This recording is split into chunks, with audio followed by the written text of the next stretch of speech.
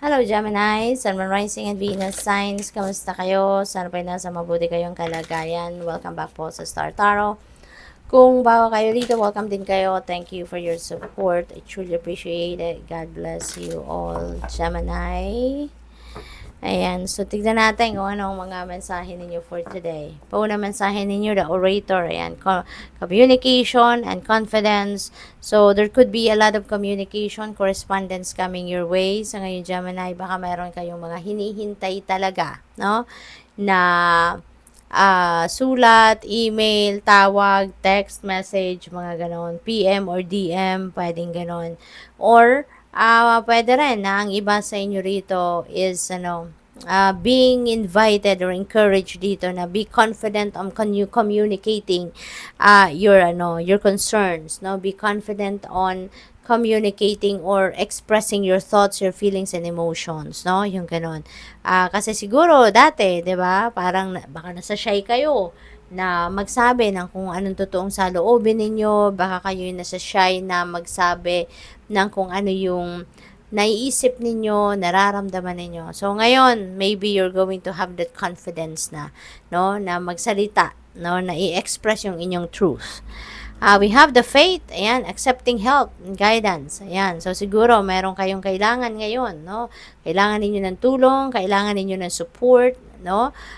So nandoon kayo sa other end of generosity energy, which is kayo yung tatanggap, no, ng tulong. Kayo yung kailangan ngayon ng assistance and you are going to accept that help, no, from other people, which is good, no?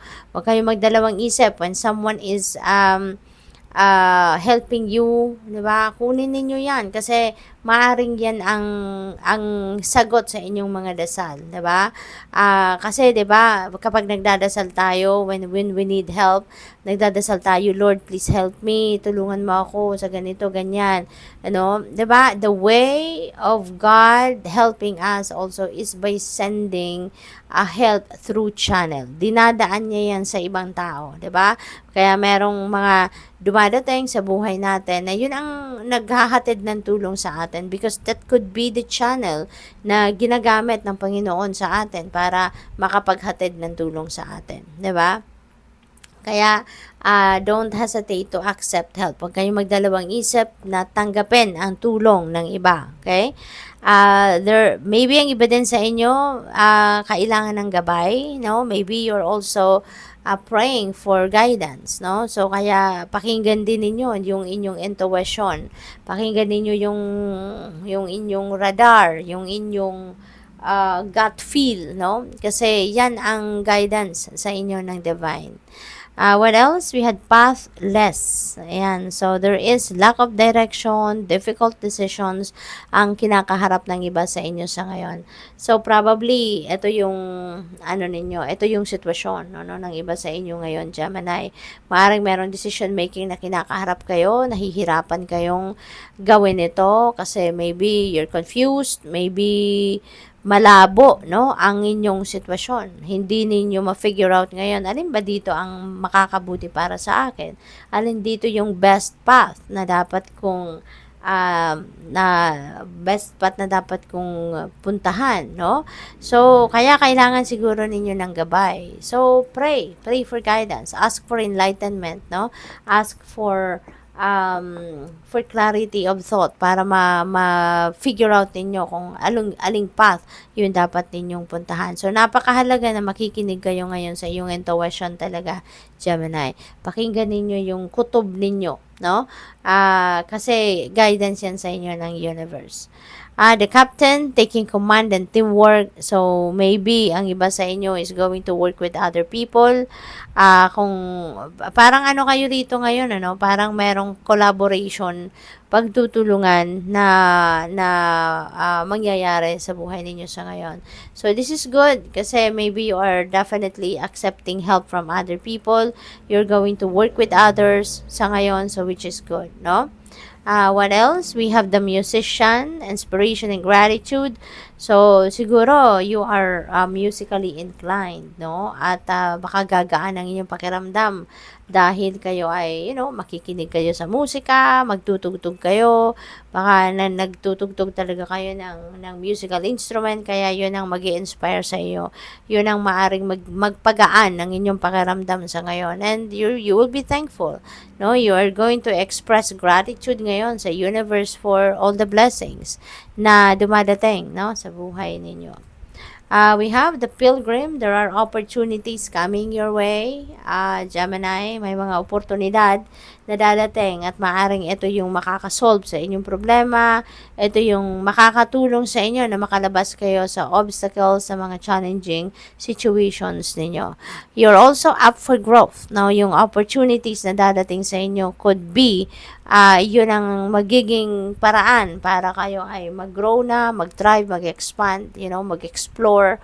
Kaya you are up for pag-asenso. Napapunta na kayo sa pag-progress. So, which is really good. We have the brawler. Ayan, there is lack of empathy. No? Para sa iba sa inyo, ito rin naman ito yung mararamdaman ninyo. Or baka ito yung mararamdaman ninyo from other people. No? Baka meron ditong hinihingian kayo ng tulong, pero walang pakialam sa inyo. Maaaring may ganong sitwasyon. There could be also confrontation happening between you and another person. No? So, siguro meron kayo rito makakausap, hindi kayo magkakaintindihan, maaaring ganon, at kaya ikokomprontahin mo, maaaring ganon ang ganap dyan for some of you. So, tignan natin kung ano pa ang mga messages ninyo for today.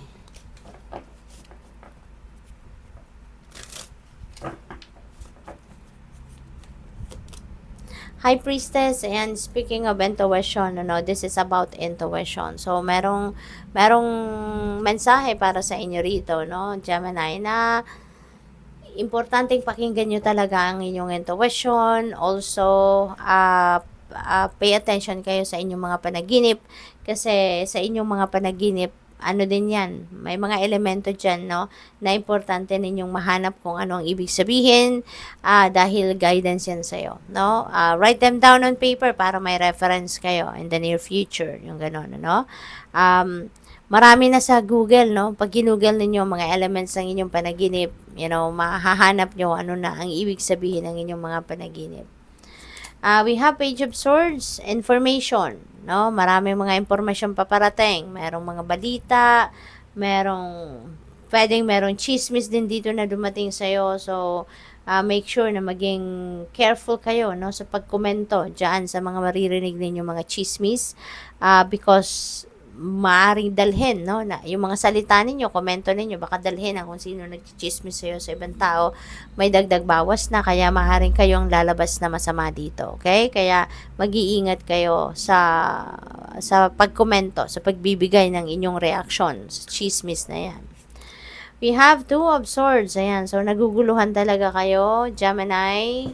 Kaya may High Priestess tayo dito kasi you are confused, no? Nandoon kayo sa crossroads, kumbaga, at hindi ninyo ngayon ma-figure out kung ano yung best na gagawin ninyo, ano yung desisyon na gagawin ninyo, ano yung path na pipiliin ninyo, no? So, mag-isipan mabuti and follow what your intuition is telling you. Good luck sa'yo. Thank you for watching. Love and Light. Namaste.